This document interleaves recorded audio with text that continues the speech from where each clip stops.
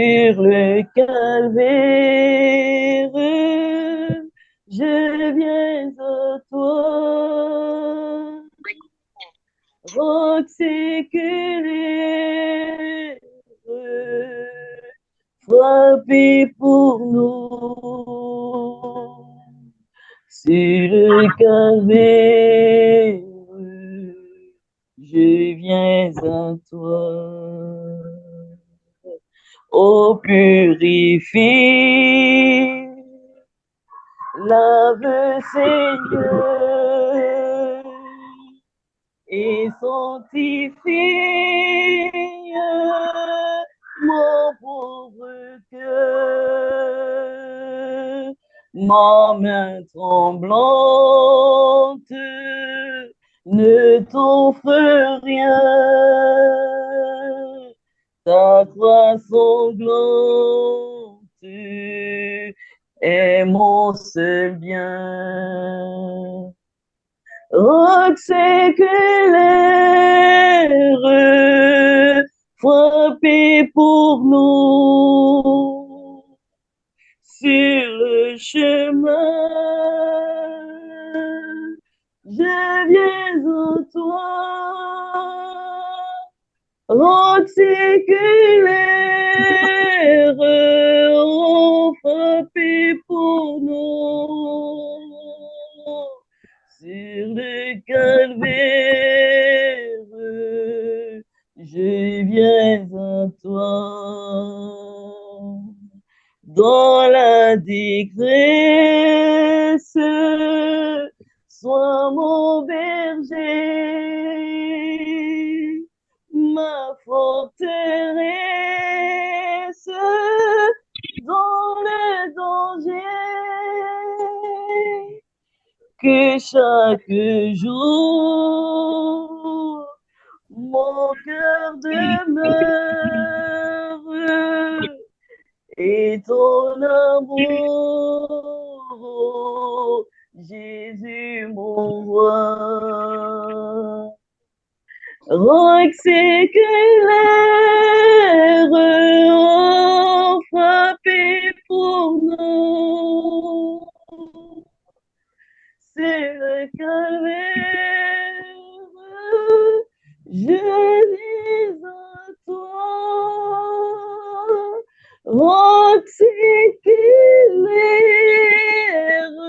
oh, frappé pour nous. Sur le calvaire, je viens à toi. Ô Jésus notre vaillant Seigneur, notre soutien,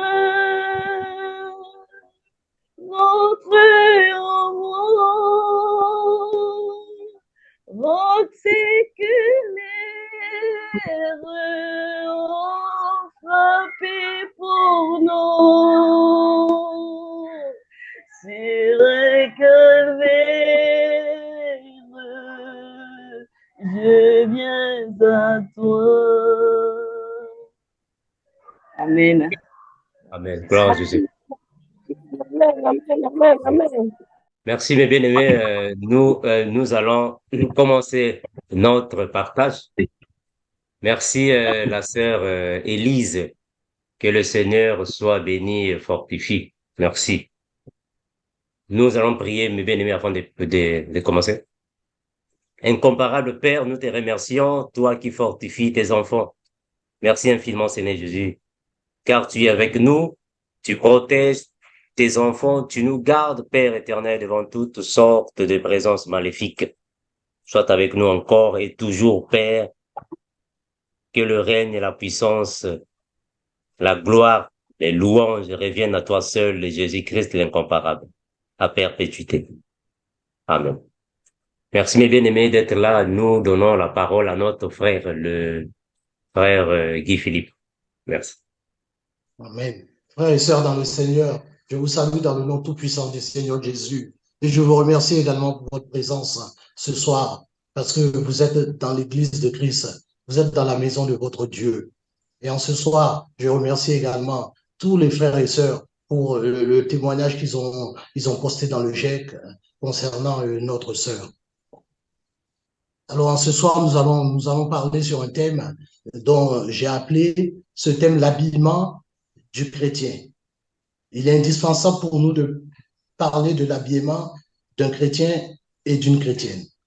Bien sûr que c'est un sujet qui est sensible dans l'Église, mais que le Seigneur nous amène à exhorter son peuple par sa parole de façon à ce que dans l'Église, on ait une tenue vestimentaire qui soit décente, qu'on s'habille dans la crainte de Dieu, que lorsque nous nous présentons aussi à l'extérieur, que nous soyons un témoignage pour les gens du monde, parce que nous sommes des lumières qui brillent dans les ténèbres.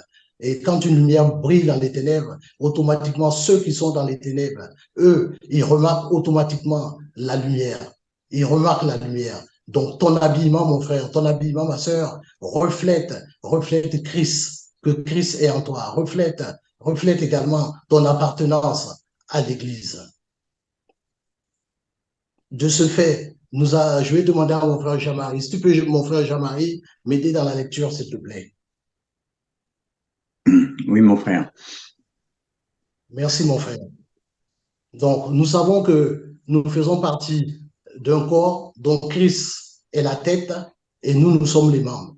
Et lorsqu'un membre souffre, tous les autres membres sont affectés. Les autres membres souffrent également. Lorsque parmi nous, dans l'Église, nous avons un frère ou nous avons une sœur qui n'a pas une tenue décente, comme nous recommande la Bible, automatiquement, c'est une pierre d'achoppement pour l'Église. Et le frère qui est présent ou la sœur qui est présente, automatiquement, elle se demande qu'est-ce qui se passe. Mais qu'est-ce qui se passe? Il se passe effectivement quelque chose. Il se passe effectivement quelque chose. Et si le frère ou la sœur remarque cela, Dieu le remarque également. Parce que la Bible dit que Dieu du haut des cieux, il regarde ce qui se passe. Et il voit tout ce qui se fait dans les ténèbres et dans la lumière. Donc, si nous sommes dans la lumière, Dieu, en nous regardant, il doit voir une lumière qui brille en nous. La lumière, c'est Christ. Nous allons prendre une lecture, mon frère et Jean-Marie. Prends Genèse chapitre 2 au verset 25, s'il te plaît.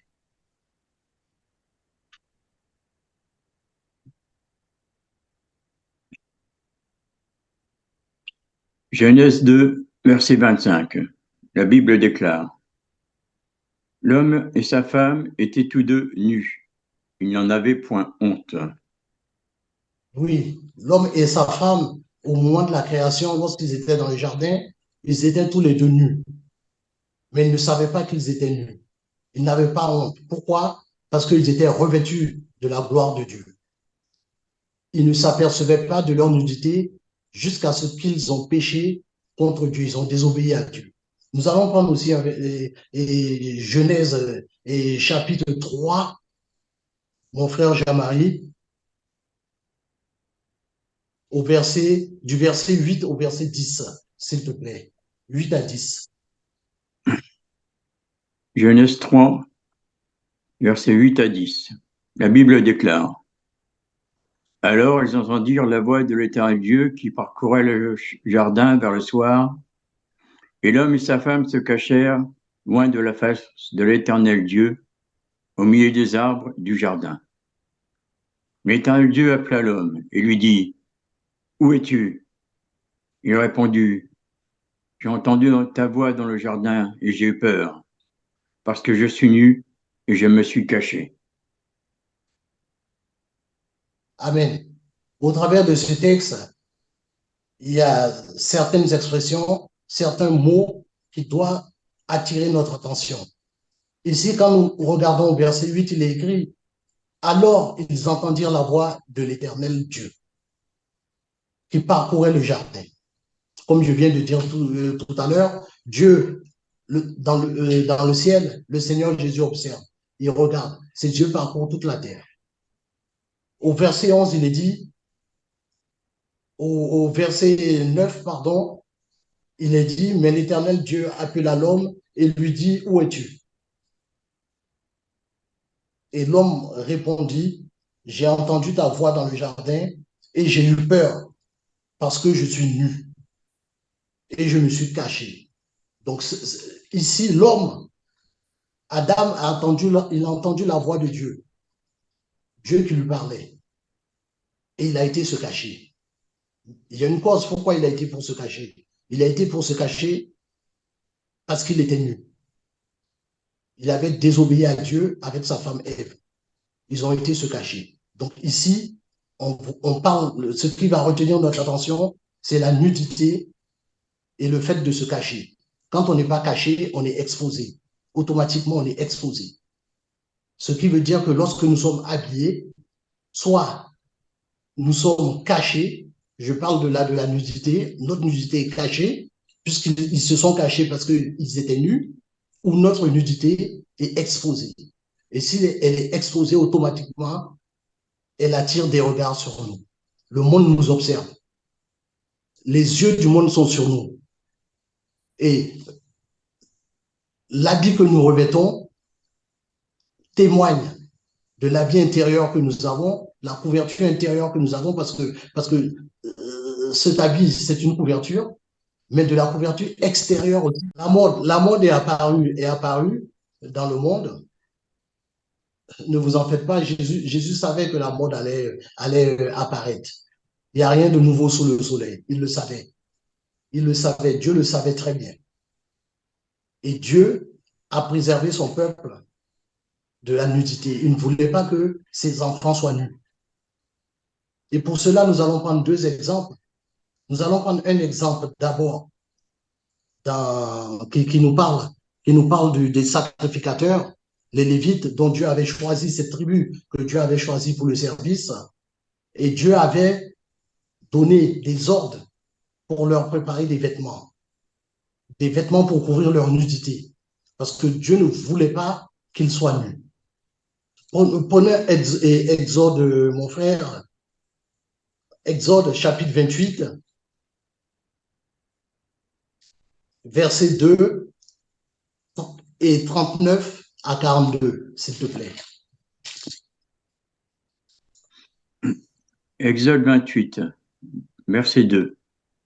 La Bible déclare: Tu feras à Aaron ton frère des vêtements sacrés pour marquer sa dignité et pour lui servir de parure. Et la suite, les versets 39 à 42, s'il te plaît.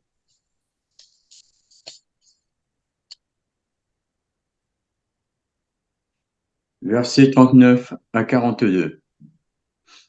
La Bible déclare: Tu feras la tunique de fin lin, tu feras une tiare de fin lin, et tu feras une ceinture brodée. Pour les fils d'Aaron, tu fabriqueras des tuniques, tu leur feras des ceintures, et tu leur feras des bonnets pour marquer leur dignité et pour leur servir de parure. Tu en revêtiras Aaron, ton frère, et ses fils avec lui, tu les oindras, tu les consacreras, tu les sanctifieras, et ils seront à mon service dans le sacerdoce. Fais-leur des caleçons de lin pour couvrir leur nudité. Ils iront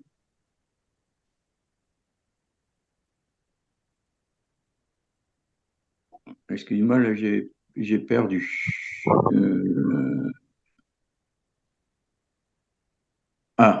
Fais-leur des caleçons de lin pour couvrir leur nudité. Ils iront depuis les reins jusqu'aux cuisses. Dieu avait donné un modèle, mais ce modèle était pour que ceux qui s'occupaient du service étaient entièrement couverts, que leur nudité ne se voit pas, que le peuple ne puisse rien observer d'eux. Il avait même prévu pour Aaron un caleçon. Et Dieu nous donne la hauteur de ce caleçon que Aaron portait sur lui. Ce qui empêchait le peuple de pécher contre Dieu. Parce que le fait de regarder la nudité de quelqu'un, d'un homme ou d'une femme, vous péchez contre Dieu. C'est pour ça que Dieu veut que son peuple, ses enfants, soient entièrement habillés d'un habit décent, qu'il y ait de la pudeur dans notre habillement. Donc, la tenue vestimentaire, c'est un code pour le chrétien. Et qui dit code, dit décoder aussi. Dit décoder. Donc, quand vous avez un code, il faut décoder ce code pour savoir quels sont les renseignements que détient ce code. Mais c'est dans l'écriture, dans la Bible, qu'on trouve tous les ingrédients nécessaires de façon à ce que le chrétien soit recouvert, que sa nudité ne soit pas apparente, que le chrétien soit décent. On a parlé ici de Aaron, que Dieu avait demandé à ce qu'il porte des vêtements pour le sacrifice. Et nous sommes des sacrificateurs aussi. Nous sommes des sacrificateurs du Dieu vivant. Donc, automatiquement, nous sommes aussi revêtus de vêtements et des vêtements dont Dieu nous demande de porter. On ne s'habille pas selon les courants de la mode, parce que dans la mode, vous avez certains habits qu'il ne faut pas porter. Si vous êtes conduit par le Saint-Esprit, vous allez faire vos achats. Le Saint-Esprit va vous dire qu'il ne faut pas acheter telle ou telle sorte de tenue vestimentaire. Pourquoi? Parce que si vous portez ça, votre nudité sera dehors. Je prends l'exemple un couple qui se balade, mari et femme. La femme n'est pas habillée décemment. Qu'est-ce qui se passe? Tous les regards à l'extérieur sont sur le couple. Mais c'est pas le mari qui le regarde. C'est la femme qui le regarde. Pourquoi? Parce qu'elle n'est pas habillée décemment. Elle n'a pas de pudeur. Donc, automatiquement, le mari, il est gêné.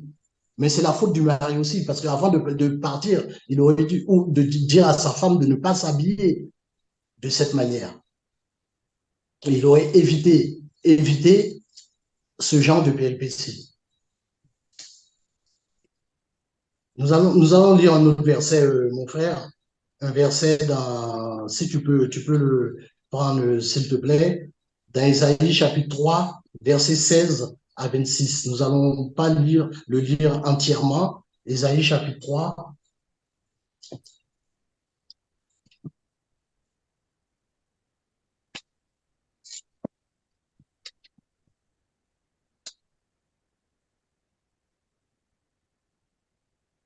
Je vais te dire quel verset tu vas lire, mon frère.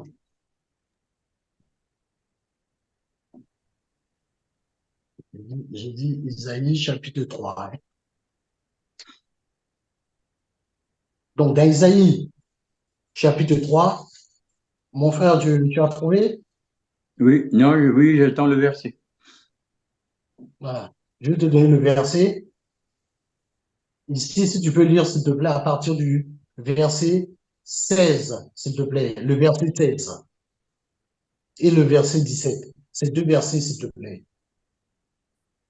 Ésaïe 3, versets 16 et 17, la Bible déclare: Éternel dit, parce que les filles de Sion sont orgueilleuses et qu'elles marchent le cou tendu et le regard effronté, parce qu'elles vont à petits pas et qu'elles font résonner les boucles de leurs pieds, le Seigneur rendra chauve le sommet de la tête des filles de Sion, l'Éternel découvrira leur nudité.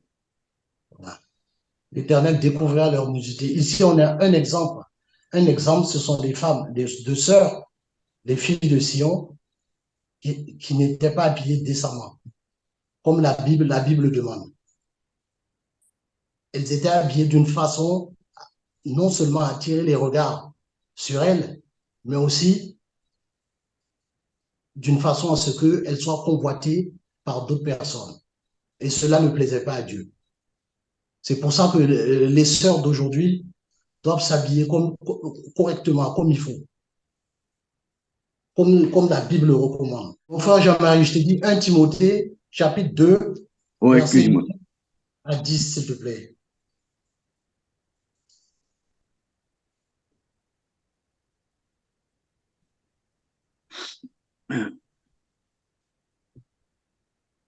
1 Timothée 2, versets 9 et 10. Je veux aussi que les femmes, vêtues d'une manière décente, avec pudeur et modestie, ne se parent ni de tresses, ni d'or, ni de perles, ni d'habits somptueux, mais qu'elles se parent de bonnes œuvres, comme il convient à des femmes qui font profession de servir Dieu. Amen, amen. Voici l'exemple du type d'habillement que Dieu demande. La modestie. Les femmes soient habillées décemment, qu'elles soient modestes, qu'elles aient des vêtements amples, pas des vêtements qui collent à la peau, pas ce qu'on appelle des tailles basses, des vêtements avec des tailles basses, des jupes avec des tailles basses, pas avec des décolletés, non, pas du tout. Une femme chrétienne se couvre, elle a un vêtement qui est ample. Quand vous la regardez, c'est son visage que vous voyez en elle, vous voyez Christ. C'est tout, rien d'autre. C'est comme ça que les sœurs doivent s'habiller.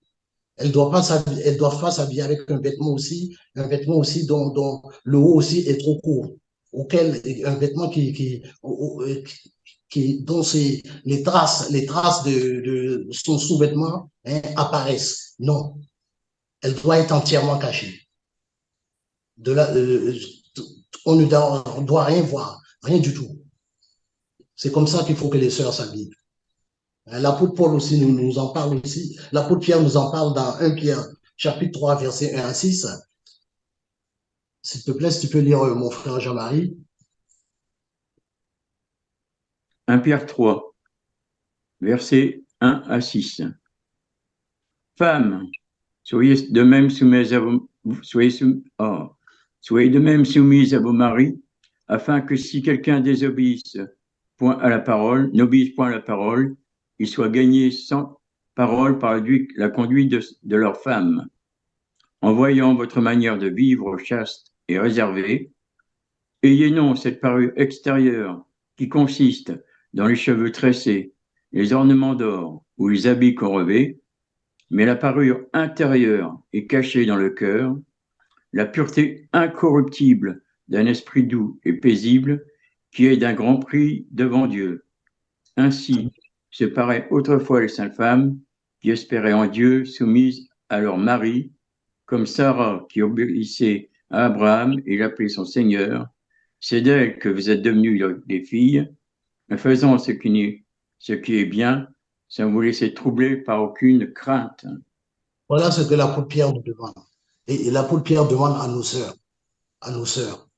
C'est ce qu'elles doivent refléter.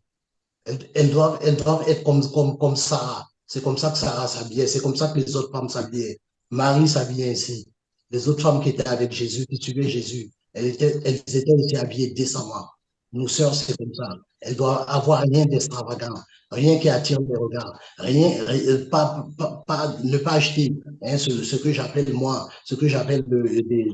des objets très chers, des objets qui brillent, des objets qui poussent les gens à les regarder. Pas du tout.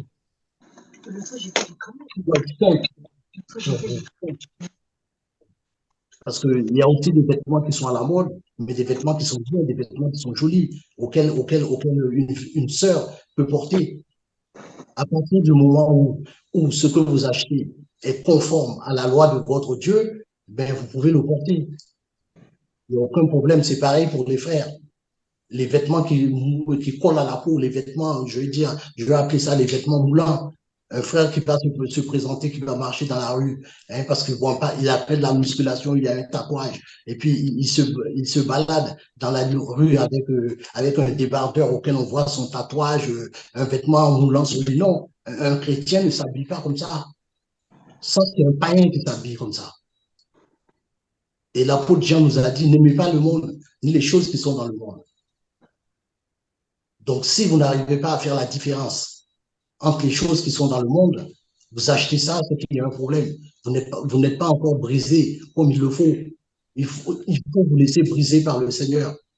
Que le Seigneur fasse un travail en vous. Parce que lorsque les gens vont vous poser la question, certaines personnes vont vous demander, vous allez dire, je suis chrétienne. je suis chrétien. Mais cette personne va te demander, mais une chrétienne, un chrétien, mais comment ça se fait qu'il est habillé comme nous? Elle ne va pas vous le dire directement, mais elle va le penser. Elle va dire, mais c'est pas une chrétienne qui est là. Cette personne va dire, c'est pas un chrétien qui est là. Elle est des nôtres. Il est des nôtres. Tout cela, parce que c'est Christ le Christ, c'est pour nous une parure. Nous devons nous parer avec la parure de Christ, intérieurement et extérieurement, de façon à ce que nous n'attirons pas les regards. Parce que s'habiller comme les gens du monde, automatiquement, eh bien, une femme qui s'habille comme les gens du monde, eh bien, c'est une mondaine, c'est une païenne. Un frère, c'est pareil. Il est mondain. Il est mondain. Et malheureusement, quand vous allez maintenant dans le corps du Christ dans les églises, c'est ce qu'on voit maintenant dans l'église. La mode est entrée dans l'église. La mode est entrée dans l'église. Et le corps le corps du Christ en souffre. Le corps du Christ en souffre. Le Seigneur souffre, le Seigneur pleure, parce que le Seigneur se demande comment ça se fait que ses enfants soient habillés de cette manière-là. Il y en a qui ont des prétextes, qui prennent des prétextes, qui disent oui, mais je suis obligé de m'habiller comme ça, parce que bon, quand je vais au travail, mais les gens qui sont au travail sont habillés comme ça. Oui, mais ces gens-là sont mondains, ils peuvent s'habiller comme ça. Mais toi, tu es un enfant de Dieu, tu dois refléter Christ. Eux, ils doivent voir au travers de toi, intérieurement, dans ton comportement, extérieurement, dans ta tenue vestimentaire, que tu es différent d'eux, tu es différent d'elles. Et comme ça, tu rendras un bon témoignage de celui que tu sers, de celui que tu as reçu comme sauveur personnel.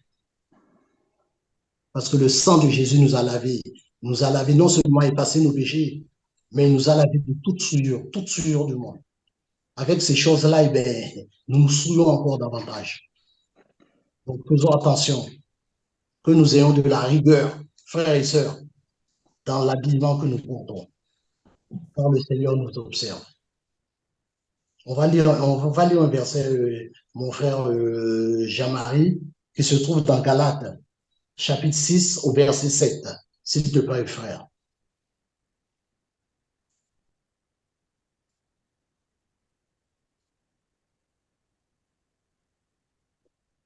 Galates 6, verset 7. La Bible déclare: Ne vous y trompez pas, on ne se moque pas de Dieu. Ce qu'un homme aura semé, il le moissonnera aussi. Oui, ça c'est Dieu lui-même qui le dit, c'est le Seigneur Jésus lui-même qui parle. Ne vous y trompez pas. Là, il ne parle pas aux païens, il parle aux chrétiens. Il ne s'adresse pas aux gens du monde. Il parle à ceux qui se disent qu'ils ont Christ en eux. Ils ont reçu Christ. Il leur dit, ne vous y trompez pas. Ce qu'un homme aura semé, il le moissonnera. Alors, si vous semez la nudité, c'est ce que vous allez moissonner. Parce que quand vous n'êtes pas habillé correctement, vous êtes nu. C'est ce que vous reflétez quand les gens du dehors vous regardent, et bien c'est comme ça qu'ils vous voient. Vous êtes nus aux yeux du monde. Donc, il faut faire très attention, parce que le Seigneur observe tout dans les moindres détails. Dieu observe tout. Et c'est pour ça, ce soir, cette exhortation est pour nous amener tous, frères et sœurs, à prendre conscience et à changer notre manière de nous présenter dans le monde, notre manière de rendre témoignage du Seigneur Jésus. Parce que Christ vit en nous. L'apôtre Paul l'a dit. Christ vit en nous. Donc, comment peux-tu avoir Christ et puis te présenter de cette manière-là? Comment peux-tu avoir Christ en toi et venir à l'église avec une tenue vestimentaire qui n'est pas sobre, qui n'est pas décente? Mettons de vêtements amples sur nous.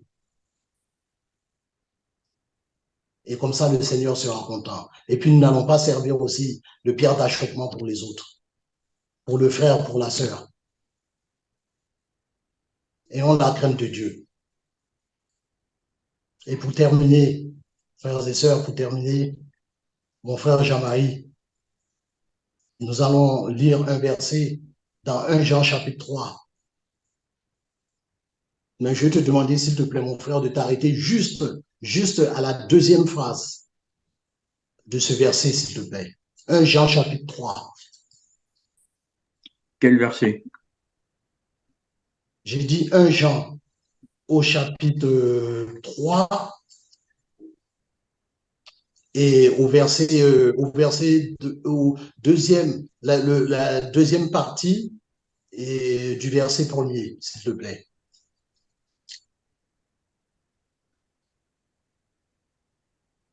Si le monde ne nous connaît pas, c'est qu'il ne l'a pas connu.